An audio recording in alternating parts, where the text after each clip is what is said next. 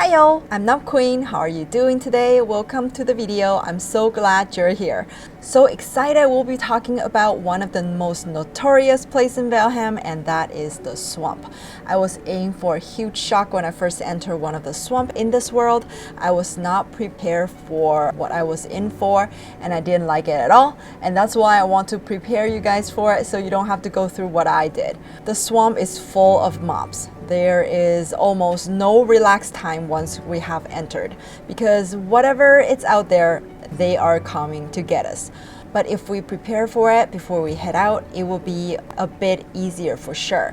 What I'd suggest to have is all bronze items. If you don't know how to make bronze, I have a video on that in the channel that you can check out. Bronze items includes bronze mace, bronze shield, and bronze gears. Most of the swamp mobs are weak to blunt damage, and mace is the weapon that causes blunt damage. That's why it's important to have it with us. We will also try to upgrade it as much as we can so we can destroy these mobs as quick as possible. The longer we drag it on, the more possibility that we will go down with it. I love bow and arrows, so I always have them on me. I like doing distant damage, so I can make sure to keep myself safe most of the time. Distant damage is always safer than melee combat, in my opinion. Now this is so important anytime we go into the swamp, is to have meats, aka potions with us, especially poison resistant meat. Go ahead and make some healing meat too. Prepare at least 6 poison resistance meat.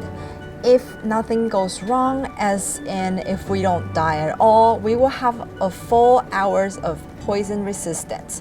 But if we die, the effects will be gone, so we will have to take it again. Leech, blob, oozer, and our third boss, bone mass, can all poison us. And the duration is a bit longer, like I think 10 to 15 seconds compared to the Grey Dwarf Shaman. I think he gave us like 5 seconds or something. Yeah, no, the swamp mobs are way worse. We will have to make sure that we are poison resistant. The poison gets cut down a lot. Next is to bring lots of food with us, like carrot soup, turnip stew, and cooked meat will be good as well. Since my usual tactic is to create a shelter and portal right away, we don't really need to bring too much food with us at first. Once we build our shelter and portal, we can always teleport back to get food. The main thing is to have max health while we are going through the swamps.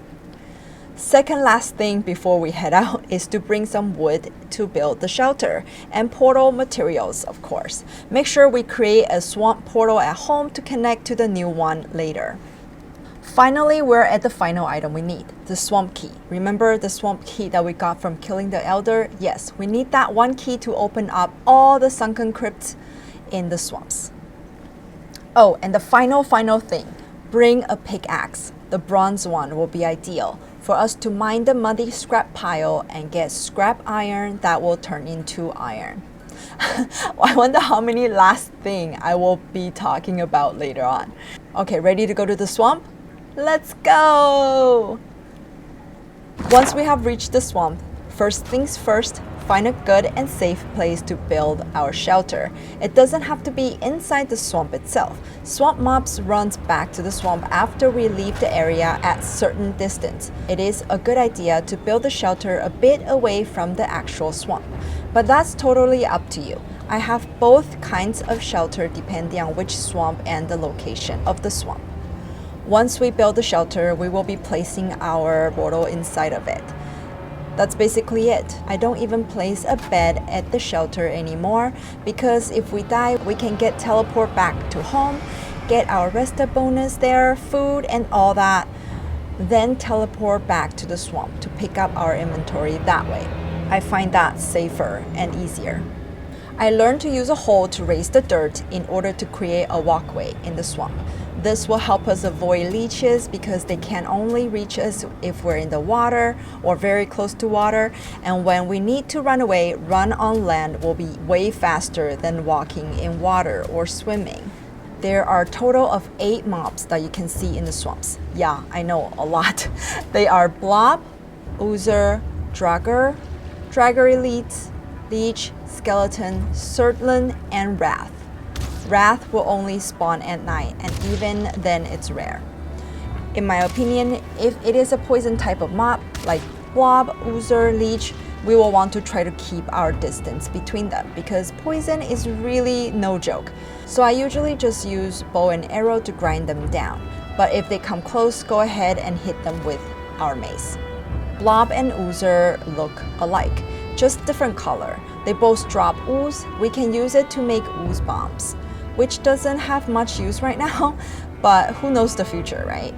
Blob will drop blob trophy, and oozers will drop scrap iron.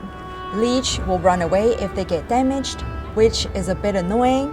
They drop blood bag and leech trophy. Blood bag is very useful for making food and meats, so we will want to keep those as much as possible. Leave no leech behind.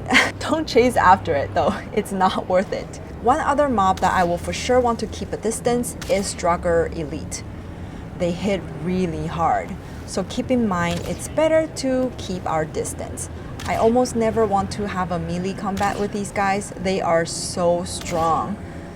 The rest of the mob like regular Draugr, Skeleton, Surtling, and Wrath, we can all use melee weapons to attack.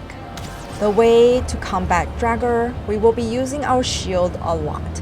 We can block their arrow or general attack with a shield for close combat. Raise our shield, wait for them to attack us first, and then attack them right after. There is usually a cooldown after their attacks.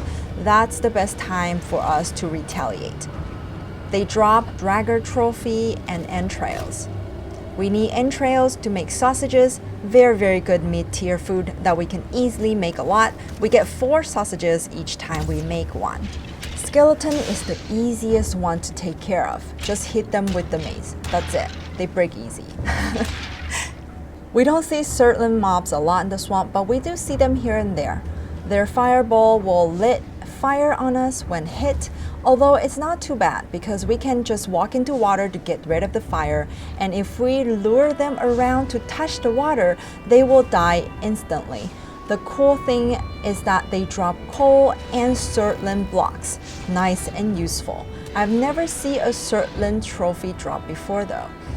Wrath is kind of scary. It is basically a ghost. I'm scared of ghosts.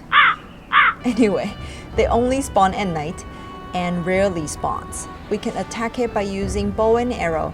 They have no range attack, so if we keep our distance, we won't get hurt at all. When they are close, use our shield to parry its attack. They will despawn as soon as the day comes. They have the chance to drop chain and wrath trophy. That's quite a bit of information for us to take in. I know. I thought I could cover everything in a short period of time.